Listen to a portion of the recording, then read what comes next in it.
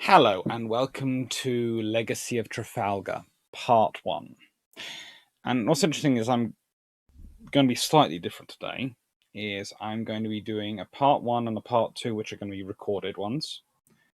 But Part 3 of the presentation will only be part of the live, because it's very much discussing the Legacy, but it builds on Part 1 and 2, and it's better in the live, which I found. I was considering whether to do a long patrol or all sorts of different options we can do with that, but I felt very much that it works better as part of seminar. So I'm going to pre-record part 1 and 2, and they're going to come out one before and one after the live discussion, but they'll all be gone through during the live. So I hope you enjoy and find them useful. And remember, thank you very much to all my patrons. Thank you to everyone who is a subscriber. Thank you to everyone who likes my videos. And thank you to everyone, of course, if you do want to subscribe and you do want to see more of the videos, there is, I believe, down there a subscribe button and a little bell next to it. Always good to press. So, without much further ado, Legacy of Trafalgar. Now, Trafalgar is one of those interesting battles. It gets a lot talked about, and I can't really do the Legacy without going into the battle a bit and looking at the actual battle. But the Legacy is in many ways more important than the battle itself. Let's look at some facts of the battle. Famously, of course, the French-Spanish allies assumed well, broadly speaking, were trying to assume a line formation, broadly speaking. And, well, while technically the British fleet was formed up into two columns, you have HMS Africa, a 64-gun ship of the line, coming from the top going, "Hello, I'm here!" Like some sort of celebrity going, "You know what? Going through the main way is just too boring. I'm gonna go in through the fire escape and make a grand entrance." And she does. She does a really good job. She basically wanders along the line and confuses the life out of all the others who are going, all the enemy who are going, "That is where the British fleet are." What? Huh? What? Is there more ships up that way? At one point, they do think there's actually a far larger fleet coming down on them, and it's a third column coming, just for the fun of it. Also, you will notice there are slightly more ships in Collingwood's column than there are in Nelson's. Why? Well, Nelson weighted it that way because of his plan of sort of how he was going to fight. The idea was to break the fleet up and defeat it in detail. So it was kind of like a crossing the T idea, but it's pre-torpedoes, really. And it's torpedoes as we understand, the Whitehead torpedo system.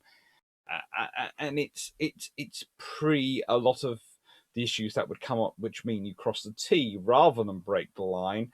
And therefore, this way, of course, if you break the line this way, you can use both batteries to engage the enemy.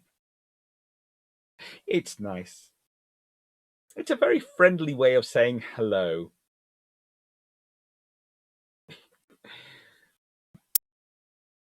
The battle is a menu.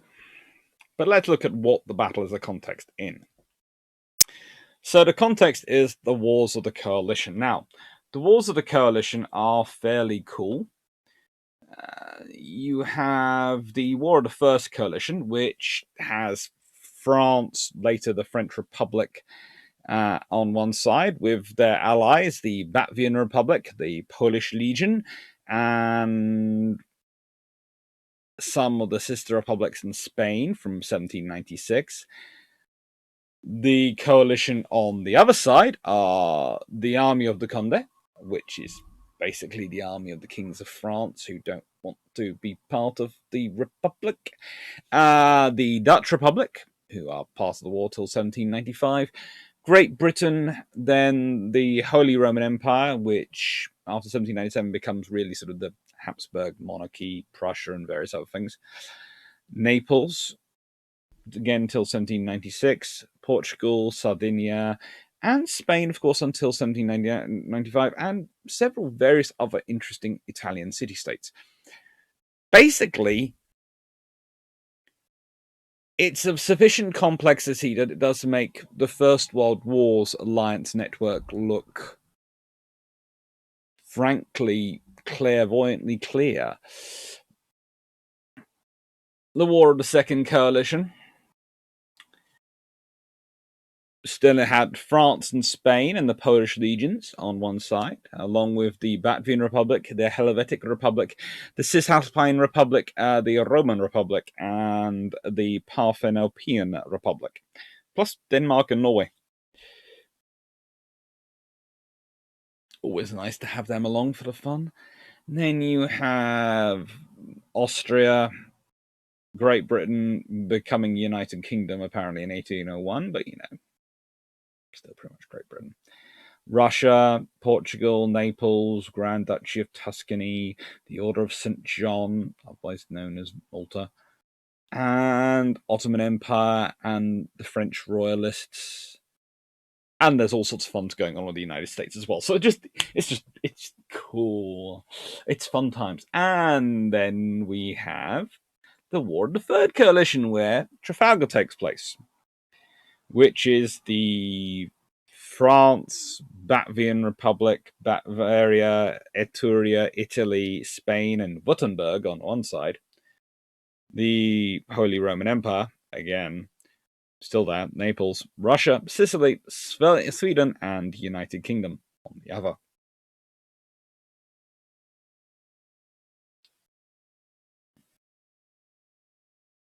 They are lovely, lovely organizations.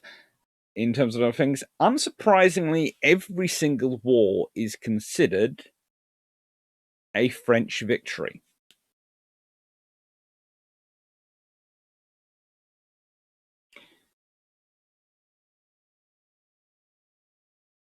The Third Coalition, War of Third Coalition, is also still considered a French victory, despite, mostly these are thanks to negotiated treaties, despite Trafalgar.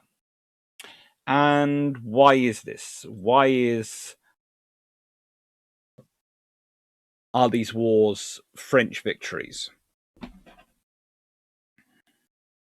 Well, in the end of it, it's because as powerful and as conquering as Britain is at sea, and as much as it manages to go around the world gobbling up anything the French have in the way of external interests, and as much as it likes to pay for large armies ashore to do the fighting for it,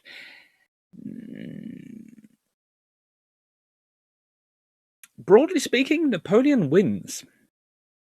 He beats the armies. Now, there are, of course, some he doesn't beat. We can consider the whole efforts of Wellington in the Peninsular Campaign, very successful. And we consider some of the various officers, Booker, etc., what they do achieve is also very successful. But Napoleon manages to win more battles ashore than he loses at sea. And even the battles at sea are not always one way. In fact, they really aren't.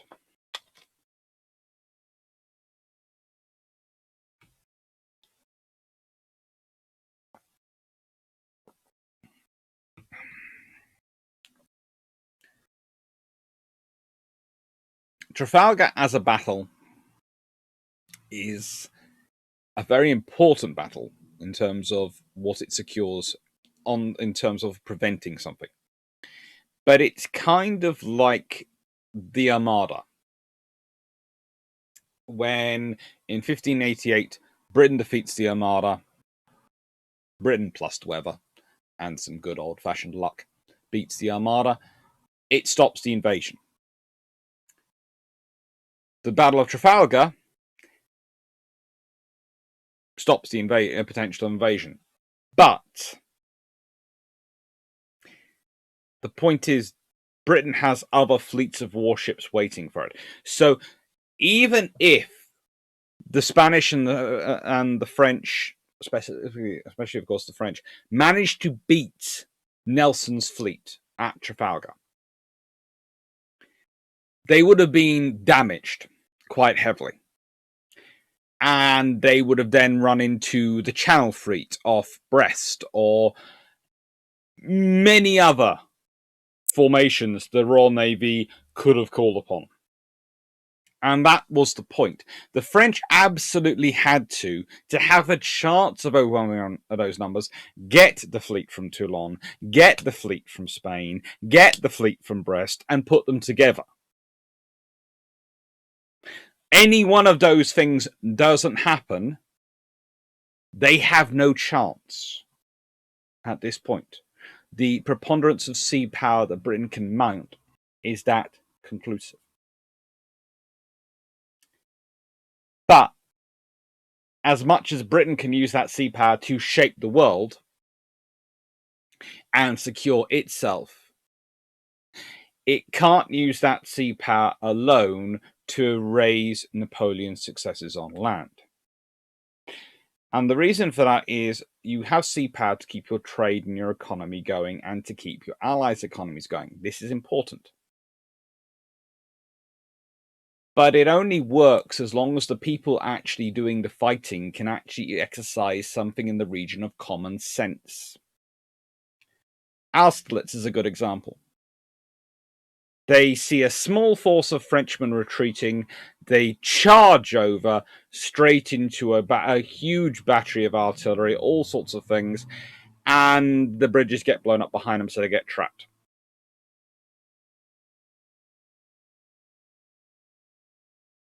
Yes, Napoleon is a very capable general, but the commanders opposed. It's interesting to note the commanders opposing him really don't seem to be up to that level of strategy and standard.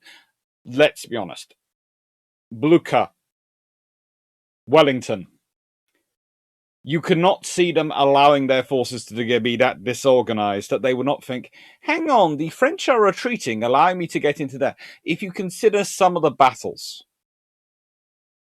which Wellington fought, which Blucher fought, all these things, it wouldn't happen. So Napoleon is lucky in his opponents. Villeneuve at Trafalgar, not so lucky. Nelson, kind of lucky. But also, please note, the Battle of Trafalgar takes place on 21st of October, 1805. Napoleon wins Austerlitz on the 2nd of December, 1805. The War of the Third Coalition goes on till the 18th of July, 1806. Trafalgar secures Britain's global power. Trafalgar, at this point, by doing quite such a complete victory. But it does get talked up over the years afterwards. Mainly because of this. The order of battle. And I'm going to disappear for a second while I discuss this. So, here is the lovely order of battle. And first of all, we'll look at the British fleet. As you can see, we have Africa under Digby. And Africa is my favorite sailing warship in the Battle of Trafalgar. You can keep your victories, Agamemnon, all the rest. None of them have the stylish entry that Africa achieves. So I'm sorry, Africa is my favorite. But let's start off with the first things. What have I done? Why have I boldened some of these ships? Well, they're the ships which are covering Commodores and above.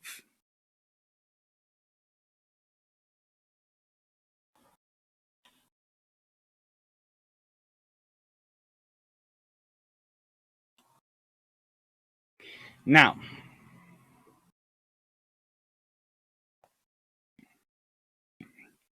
first point to point out is that the Royal Navy has 27 ships of the line and 6 attached.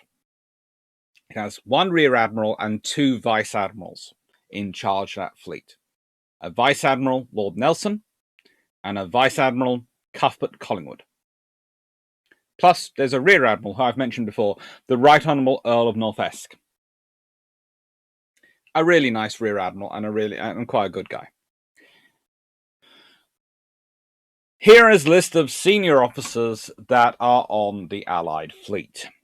Commodore Don Enrique MacDonald, Rear Admiral Pierre Demar Le Pelly. Commodore Don Enrique MacDonald is Spanish. Rear Admiral Pierre Demar Le Pelly is French. Then there is Spanish again. Rear Admiral Baldassar Hidalgo de Cisneros. And please do, I'm apologizing now for mangling these names. And French, Vice Admiral Pierre-Charles Villeneuve, the commander. Then also French, Commodore Esprit Tranquille Mestral, which the Mestral class are named for. Then there is Spanish, Vice Admiral Ignacio Mario de Alva y Nareta. Lovely. French, Commodore Julian Cosmo Kifur. Spanish, Commodore Dionyso Alecchio Galano. French, Rear Admiral Charles René Magon de Medellin. And let's see again. Spanish, Admiral Don Federico Carlos Guevara with Rear Admiral Don Antonio de Escaño and Commodore Rafael de Hor. All aboard one ship, the Príncipe de Asturias, which is the name for the Spanish aircraft carrier, I think. And then there is also Spanish, Commodore Don Cosme de Amenechero y Ozloza. So, what are the Spanish and the French compensating for that they have quite so many senior officers aboard? Well, A, this is a major part of their fleet. B, when you consider the amount of sea time those three admirals have on the Royal Navy side versus the amount of sea time those two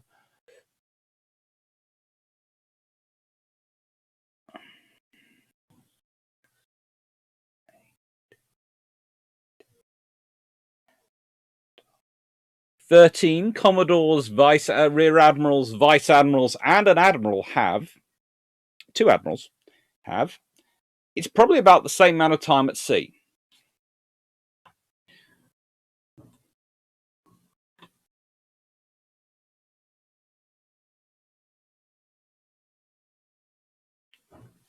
So pretty much the Spanish and the French are compensating for sea time, i.e. you need an aggregate amount of experience to run your fleet, so we're making up for their limited experience by having lots of them. There are other issues as well. Honestly, that fleet was riven by politics and all sorts of weird stuff going on.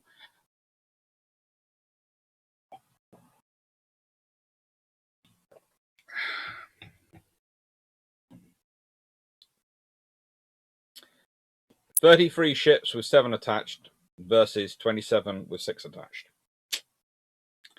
The reason Trafalgar gets celebrated, though, is not because of the numbers they faced down odds.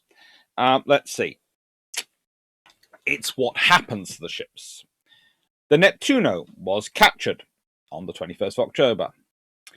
The Scipion was captured on the 4th of November. The Rayo managed to escape, but surrenders to HMS Donegal on the 23rd of October. Formidable is captured on the 4th of November. The Dugai Turin is captured on the 4th of November. The Mont Blanco is captured on the 4th of November. The San Francisco de Asís wrecks itself on the 23rd of October. The San Agustin is abandoned and burnt, captured on the 21st of October, but is abandoned and burnt on the 28th of October. Heros managed to escape. The Nuestra Senora de la Santísima Trinidad is captured on the 21st of October and founders on the 23rd of October. The Bucentaur is captured on the 21st of October, recaptured on the 23rd of October, and wrecked on the 23rd of October. There's a big storm. a really big storm. Neptune managed to escape. Redoubtable, captured on the 21st of October, founded on 23rd of October. The San Leandro and the San Justo both escaped. The Santa Ana, captured on 21st of October and recaptured on the 23rd of October. Indomitable, escaped and wrecked on the 24th of October.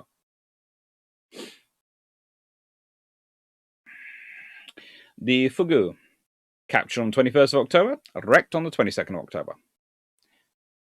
The Intrepid, captured on the 21st of October, evacuated, blowing up on the 24th of October. The Monaco, captured on the 21st of October, burnt on the 26th of October. The Pluton, escaped. The Bahama, captured on 21st of October. The Agile, captured 21st of October, wrecked 23rd of October. The Monteres, escaped. The Angistas, captured 21st of October, recaptured on 23rd of October. The Argonauta, captured, scuttled on 21st of October. Swifter, captured, 21st of October. Argonaut, escaped. San Ledismo, escaped. No, captured 21st of October. Aquil surrendered, blew up on 21st of October. The Principe de Asturias escaped. The Berwick, which were, by the way, I forgot to mention, the Swifter was a British ship which had been captured by the French and was being used by the French at this point, but she was recaptured on 21st of October. There was also the Berwick, which was also captured by the French, and it was captured back on the 21st of October, but founded on the 22nd of October. And then the San Juan Nepomuceno, which I always have fun pronouncing and spelling, was captured on 21st of October.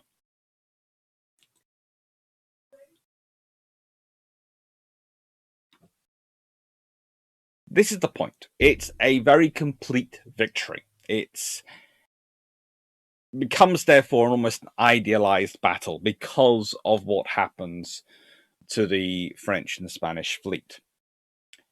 There is a lot of context which builds on up there. The fact that whilst they've done a very successful cruise across the Atlantic and come back and managed to do all that, that really hasn't made up much for the sea time they've had. As I've discussed on other occasions, they really hadn't had a lot of sea time.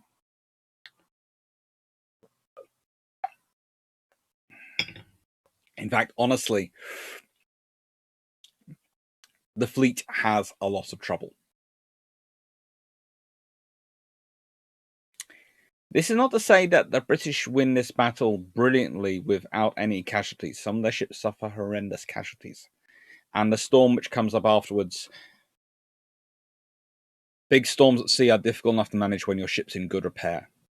When you've lost masts, sails, ropes, you've got holes in the side, a storm is a truly tremendously dangerous thing. And on top of that, you've got large numbers of crew wounded and not able to do their normal work. Plus, lots dead.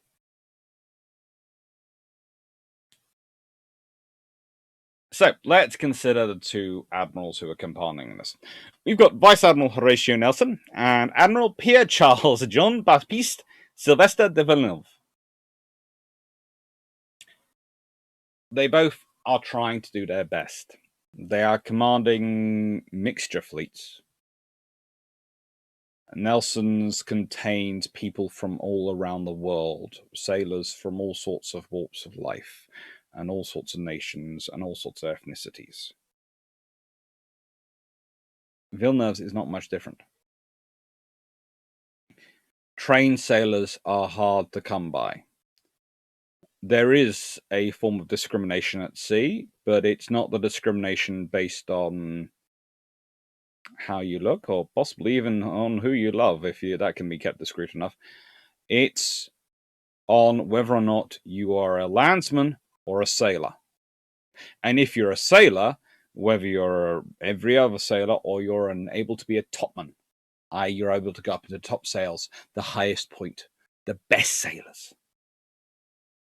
If you can do that, you are the top of the rung. So, this is the point at this time. It's not so much This is the organizations they run. And that's part of the problem for Villeneuve, because he has a lot of landsmen. He doesn't have a lot of sailors. The proportion of sailors, Nelson has ships which are have far fewer crew, but have a far greater proportion of sailors, many of them with many, many years' experience at sea.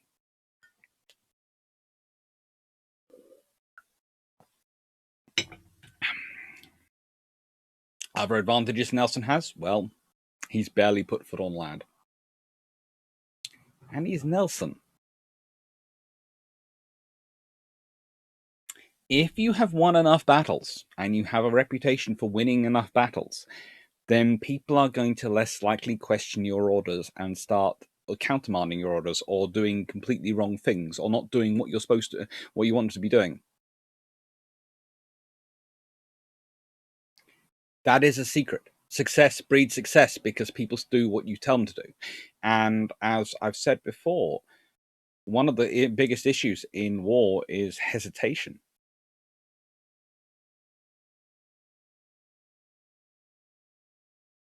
If your people trust your judgment and trust you to win, they won't hesitate.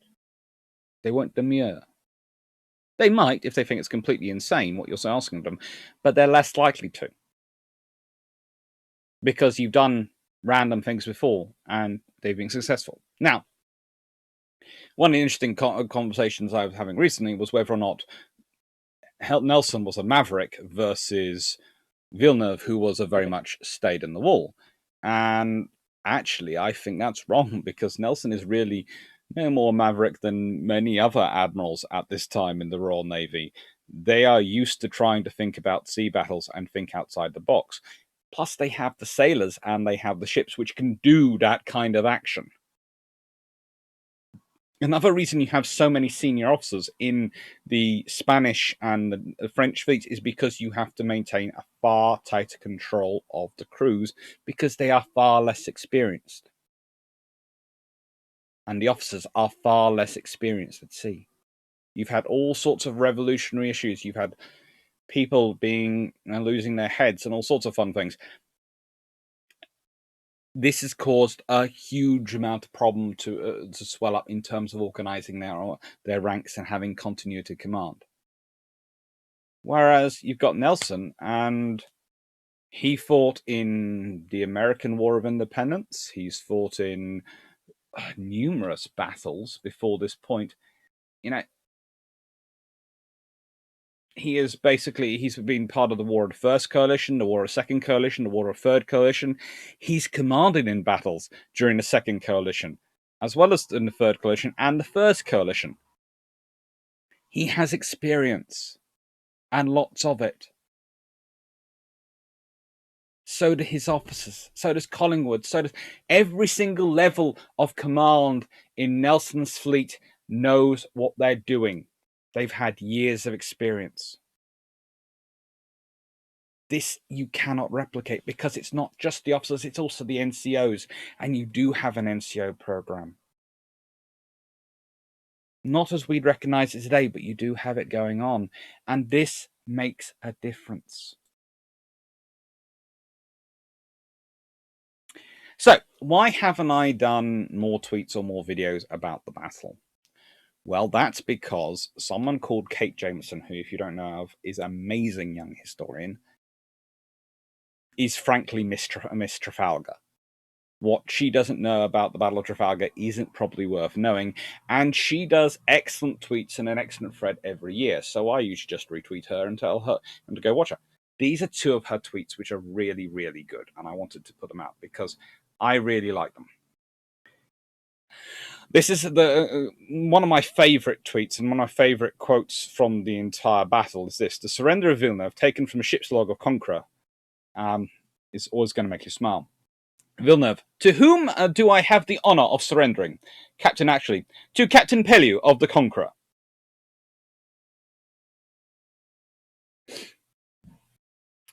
Villeneuve: "I am glad to have struck to the fortunate Sir Edward Pellew." Captain Ashley: "It's his brother, sir." Villeneuve: "His brother? What? There are two of them? Hellas!"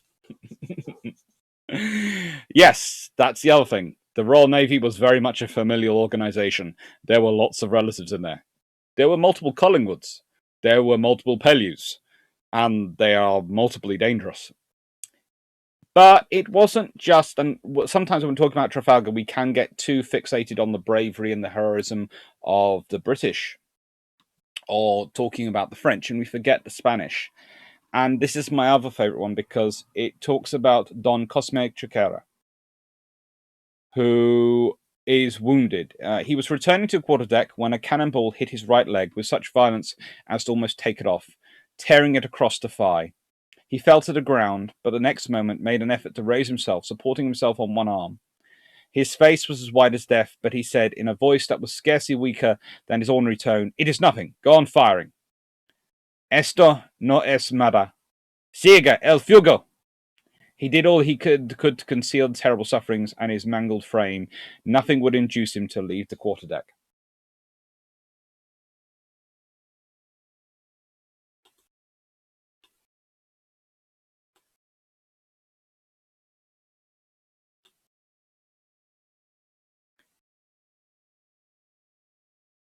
There was bravery on all sides that day, and it was a fierce battle, and that cannot be forgotten. So where else to find me? Twitter, at AC_Naval History, where you will find that lovely threat from Key J. Jamieson. Patreon, AC Naval History, and Global Maritime History, where you'll find some articles written by me. Hope you enjoyed, and thank you. Take care.